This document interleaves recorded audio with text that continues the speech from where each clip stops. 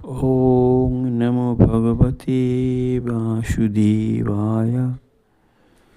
শ্রী গুরু শ্রী শ্রী কৃষ্ণ বলরামজিকে প্রণাম করে আজকে কথা শুরু করছি।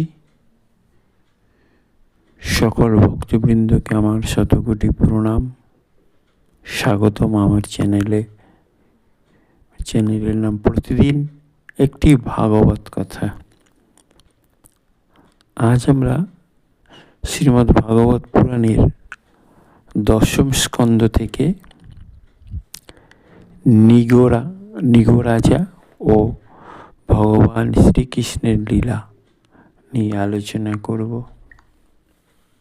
শ্রীমদ্ ভাগবতের 10ম স্কন্ধে আমরা একটি আকর্ষণীয় উদাহরণ পাই, যা দেখায় যে কর্মের জটিল নিয়মগুলো কিভাবে একজন ব্যক্তিকে দুঃখ কষ্টে আবদ্ধ করে।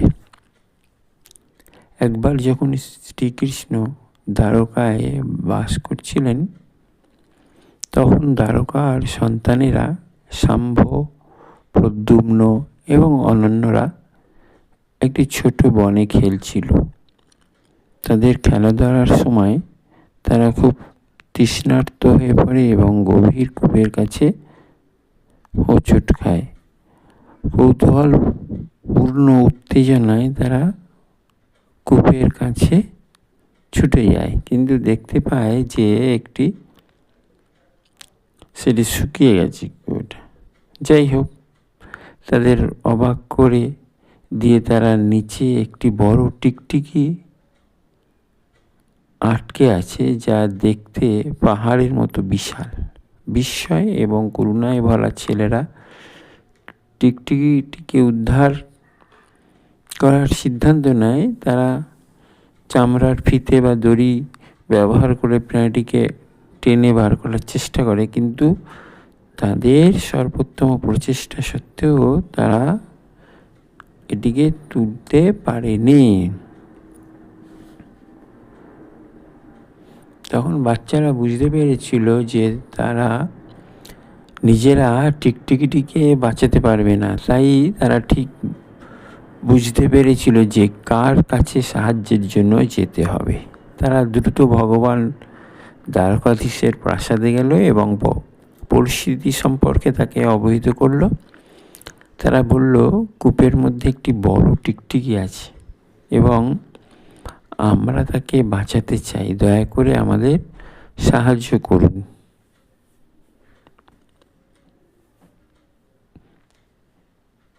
কৃষ্ণের রূপান্তরকামী স্পর্শ। কৃষ্ণ, যিনি সর্বদা করুণাময় কূপের কাছে এসেছিলেন, তার বাম হাত দিয়ে তিনি টিকটিকিটি তুলে মাটিতে রাখলেন। সকলের অবাক করে দিয়ে টিকটিকিটি একটি সুন্দর দেবতাতে রূপান্তরিত হয়েছিল। একইভাবে আমাদের জড় দেহগুলি জড়জীবের কূপে আটকা পড়া টিকটিকিগুলির মতো হতে পারে, কিন্তু যখন কৃষ্ণ তার অহংকারহীন করুণার দ্বারা আমাদের উপরে তোলেন, তখন তিনি আমাদের আধ্যাত্মিক রূপকে পুনর্জীবিত করেন, শাশ্বত জ্ঞানে পরিপূর্ণ এবং আনন্দে পরিপূর্ণ।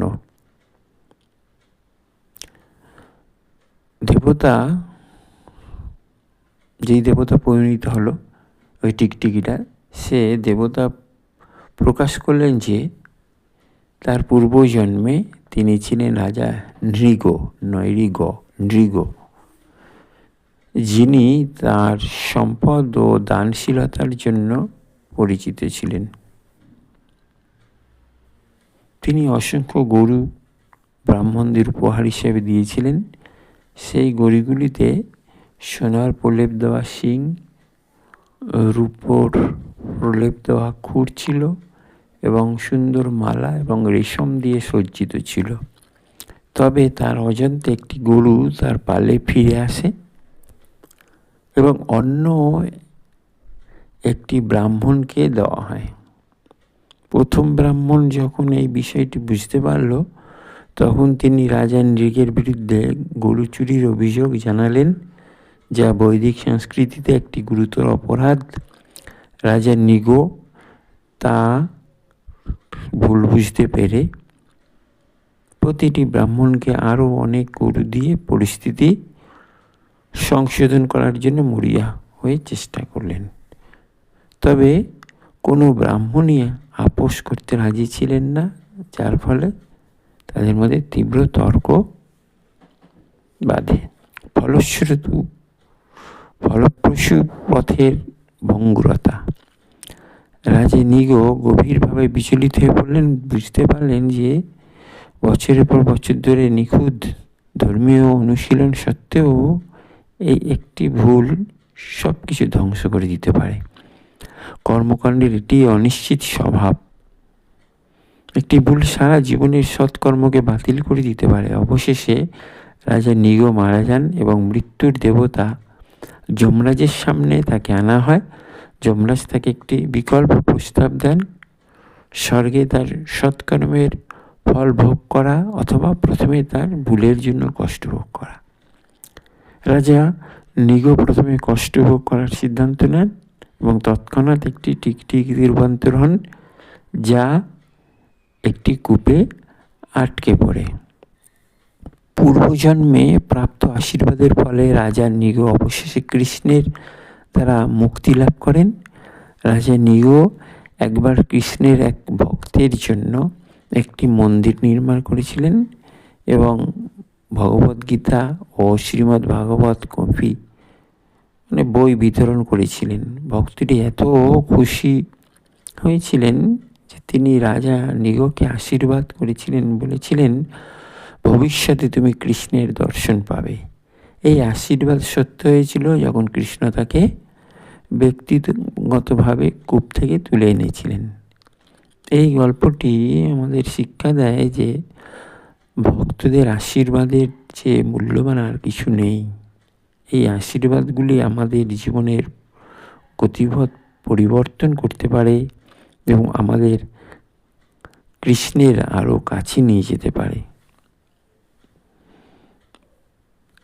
এই গল্পটা থেকে আমরা কর্মের জটিলতা সম্বন্ধে জানতে পারলাম, ভক্তের শক্তি সম্বন্ধে জানলাম, ভক্তের আশীর্বাদের মূল্য সম্বন্ধে জানলাম এবং জীবনের চূড়ান্ত লক্ষ্য যেরকম সর্বদা কৃষ্ণকে স্মরণ করা এবং তাকে কখনো ভুলে না যাওয়া হলো জীবনের সর্বোচ্চ পরিপূর্ণতা। আপনাদের প্রথম থেকে শেষ পর্যন্ত ভিডিও কেমন লাগলো আমাকে লাইক, শেয়ার এবং কমেন্টের মাধ্যমে জানাবেন এবং আমার ভিডিওটা যদি ভালো লাগে আপনারা সাবস্ক্রাইব করবেন, যাতে পরের ভিডিওগুলি আপনি পেতে পারেন। এই বলে আমি আমার বক্তব্য এখানে শেষ করলাম। আশা করি আপনারা ভালো আছেন। নমস্কার।